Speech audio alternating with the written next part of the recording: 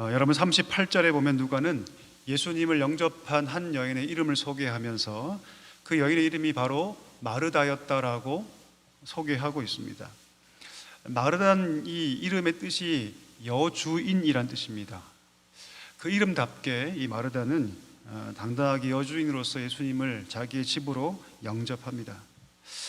여러분, 이 영접이라는 단어를 누가가 사용할 때 단지 그냥 예수님을 초대하고 그를 그 집에 모시는 그 행동을 표현하는 단어로 사용한 것이 아니라 누가는 이 단어를 특별한 의미가 있는 단어로 이 단어를 사용합니다. 쉽게 말해서 예수님을 영접했다는 것은 단지 예수님에게 호의를 베풀고 혹은 그에게 음식을 대접했던 그런 한 행동을 표현하는 것이 아니라 이제 예수님의 뜻에 따르고 이제 예수님을 따라가는 제자가 되기를 원했다는 뜻으로 이 단어를 사용했다는 것이죠. 이 같은 단어가 어디에 사용되냐면 삭개오가 예수님을 영접할 때 이 동일한 단어가 사용됩니다. 야고보서에도 이 단어가 사용되는데요, 우리가 잘 알고 있는 기생 라합이 이제 하나님을 섬기기로 결정했을 때 이 단어가 사용됩니다. 예수님이 70인의 제자를 파송할 때도 이 단어가 사용되었는데요, 예수님 이렇게 말씀하시죠. 너희를 영접하는 자는 곧 나를 영접하는 것이다. 이 단어가 바로 같은 단어입니다. 따라서 오늘 마르다가 예수님을 자신의 집으로 영접했다는 것은 이제 그녀의 삶이 오로지 예수 그리스도의 뜻에 따르고 제자의 삶으로 이제 내가 살겠다라는 각오와 결단이 그 속에 배어 있는 것이죠. 마르다뿐 아니라 주님을 영접했던 또 한 명의 여인이 오늘 본문에 등장하는데요, 그는 바로 마리아였습니다. 우리가 알듯이 이 마리아는 마르다의 여동생이었죠. 오늘 본문은 이 마리아가 누군지 아주 자세하게 설명하고 있진 않지만 이 마리아가 취했던 행동을 보면 이 마리아가 어떤 사람이었는지, 그가 어떤 신앙이었는지 조금은 알 수가 있습니다. 오늘 본문을 한번 보십시오. 오늘 본문에 보면 마리아는 예수님의 발치에 앉아서 그 말씀을 듣고 있습니다. 여러분, 그 당시에 누군가의 발치에 앉아서 말씀을 듣는 행위는 그 당시에 스승과 제자 사이에서 했던 행동들입니다. 내가 누군가의 발치에 앉아서 그 말씀을 듣는다는 것은 내가 당신의 제자입니다라는 것을 표현하는 행동이었던 것이죠. 여러분, 사도 바울이 회심하기 전에 자신의 과거의 이력을 설명할 때 가말리엘 문하생이었다라고 얘기하지 않습니까? 여기서 이 문하란 뜻이 바로 발치 밑에서, 발치 아래서란 뜻입니다. 다시 말하면 발치 아래서 말씀을 듣는다는 그 행위 자체가 내가 제자로서 그 말씀을 청종하겠다라는 자기 신앙의 고백이었던 것이죠. 정리하면 마리아가 오늘 발치에서 예수님의 말씀을 들었던 것은 단지 유명한 사람이 우리 집에 왔으니 한번 들어보자 이런 정도의 수준이 아니라, 그런 단순한 호기심이 아니라 내가 예수님을 따르겠다, 그 말씀을 들음으로 그 말씀을 따르고 그의 뜻에 내가 복종하겠다, 내가 제자의 삶을 살겠다는 전형적인 모습이었습니다. 따라서 오늘 본문에 등장하는 이 두 여인, 마르다와 마리아 모두 예수님을 영접한 자들이었고 제자로서 내가 이제 살겠노라고 고백한 자들이었던 것입니다. 근데 여러분, 오늘 같은 믿음을 가진 이 두 여인이었지만 이 두 여인이 보여주고 있는 행동은 완전히 달랐습니다. 오늘 본문 읽어보시면 알겠지만 마르다는 음식을 준비하는 일로 분주했고 반면에 마리아는 예수님 발치에서 말씀을 듣는 일로 분주했습니다. 한번 질문해 보기를 원합니다. 여러분, 이 상황에서 과연 누가 옳은 일을 지금 하고 있습니까? 만약 여러분이 사랑하고 존경하는 스승님이 갑자기 여러분의 집을 방문하게 된다면 여러분 어떻게 행동하시겠어요? 아마 정신이 하나도 없을 것입니다. 내가 비록 정신 하나도 없지만 내가 최선을 다해서 그분을 대접하는 것이야말로 지금 이 상황에서 내가 할 수 있는 가장 최고의 것이라고 생각하시지 않겠습니까? 그것이 아마 일반적일 것입니다. 지금 마르다가 그렇게 하고 있습니다. 오늘 예수님께서 마지막 절에 하고 있는 이 결론이 없었다면 아마 우리는 그저 이 사건만 우리가 봤다면 아마도 우리는 마르다를 칭찬할 것입니다. 참 마르다는 예의가 바르고 아주 책임감이 있고 성실하다고 얘기할 것입니다. 그에 반해서 마리아는 아주 경우가 없고 이기적이고 심지어는 나태하고 게으르다, 그렇게 생각할 수도 있을 것입니다. 아무리 그래도 그렇지, 그렇게 언니가 분주한데 바쁜데 동생이 일손을 돕는 것이 당연한 거 아니냐고 아마 그렇게 생각할 것입니다. 근데 여러분, 예수님의 평가는 완전하게 달랐습니다. 42절에 보시면 마리아가 발치해서 예수님의 말씀을 듣는 행위를 뭐라고 표현하십니까? 좋은 편이라고 말씀하시죠. 좋은 편. 이것이 좋은 편이다. 그리고 한 걸음 더 나아가서 뭐라 말씀하시냐면 결코 이것을 빼앗기지 않을 것이다 라고 못 박아 말씀하십니다. 자, 여러분, 왜 예수님이 이렇게 말씀하실까요? 혹 오늘 지금 마르다가 왜 이렇게 분주하고 바쁜지 그 마르다의 중심을 모르셔서 이런 말씀 하시는 것일까요? 그렇지 않습니다. 우리 41절 한번 볼까요? 41절에 보면 마르다에게 예수님께서 말씀하시죠. 내가 많은 일로 분주하고 염려하나, 근심하나. 무슨 말입니까? 이미 예수님은 마르다의 중심을 꿰뚫고 계십니다. 그 마음 가운데 어떤 염려가 있는지, 어떤 근심이 있는지, 그 심령 가운데 어떤 생각이 있는지 이미 그 모든 것들을 다 알고 계셨던 것입니다.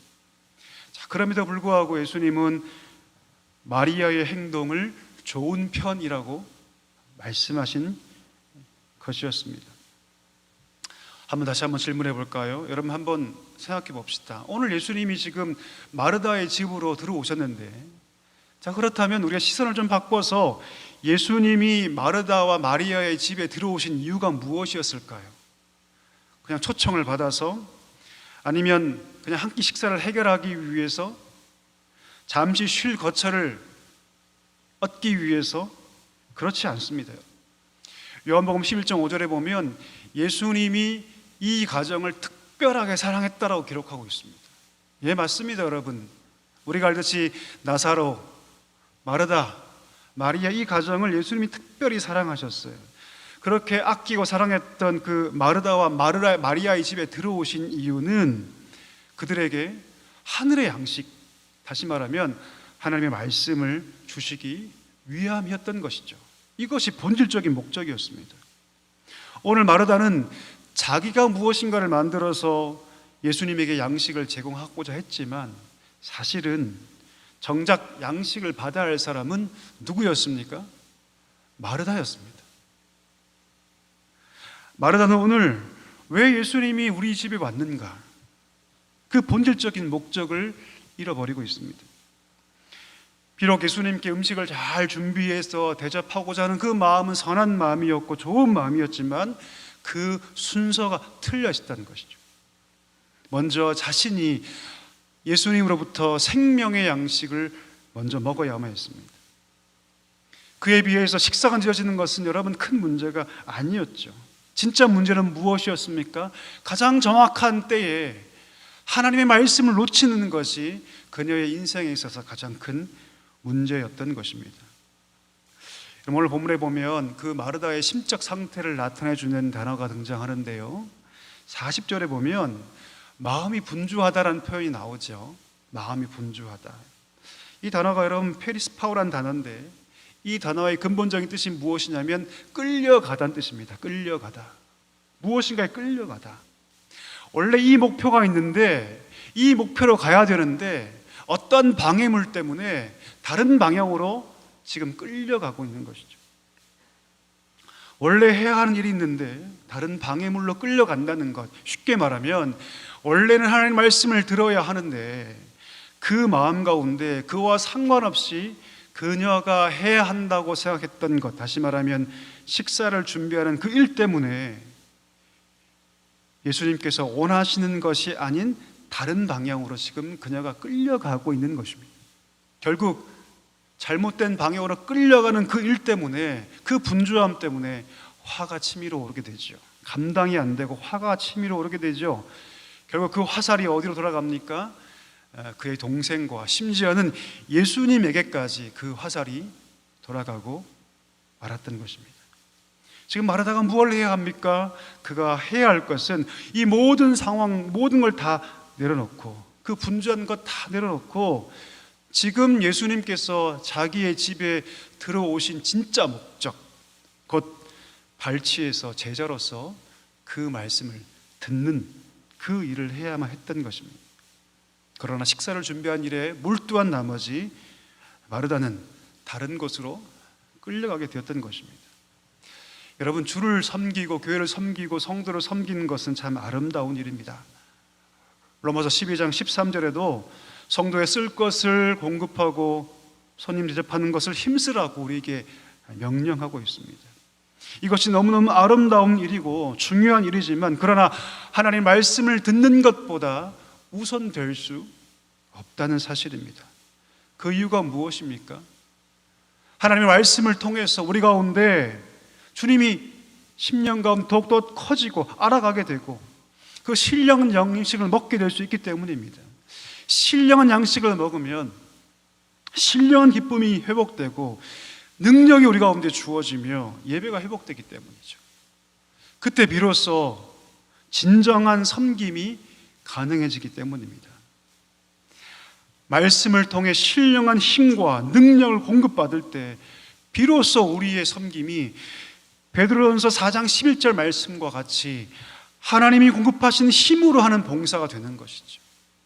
하나님의 힘으로 공급하시는 봉사. 베드로가 이 표현을 쓴 다음에 그 다음에 뭐라고 얘기합니까? 이는, 왜냐하면 이는 범사 곧 모든 일에 예수 그리스도를 말미암아 하나님께 영광이 되게 하기 위함이다. 우리가 말씀을 충만하게 듣고 그 말씀의 힘으로 신령한 양식을 경험하고 신령한 기쁨을 경험하고 예배가 회복되고, 그럴 때 비로소 하나님이 공급하시는 힘으로 섬기는 역사가 가능해지고 그 일들을 통해서 하나님께 영광이 된다고 말해주고 있는 것입니다. 사랑하는 성도 여러분, 이 새벽에 주께 나와 예배하는 대부분의 모든 성도들은 교회를 열심히 섬기는 분들이십니다. 한번 생각해 봅시다. 우리는 예수님의 제자로서 그분의 발치에 앉아서 말씀을 듣는 삶을 살고 있습니까? 아니면 오늘 마르다처럼 무엇인가에 끌려서 말씀을 잃어버리고 그 발치를 잃어버리고 살고 있지는 않습니까? 바로 이 새벽에 저와 여러분이 참 제자로서 발치에서 말씀을 듣는 그 기쁨이 회복될 수 있기를 주님의 이름으로 간절히 축복합니다. 그 발치에서 말씀을 듣는 신령한 기쁨이 회복돼서 생명의 양식을 날마다 먹고 신령한 기쁨으로 하나님이 공급하신 힘으로 섬길 수 있는, 그래서 예수 그리스도를 말미암아 하나님께 영광 있는 삶을 살아갈 수 있는 우리 모두가 될 수 있기를 주님의 이름으로 간절히 축원합니다.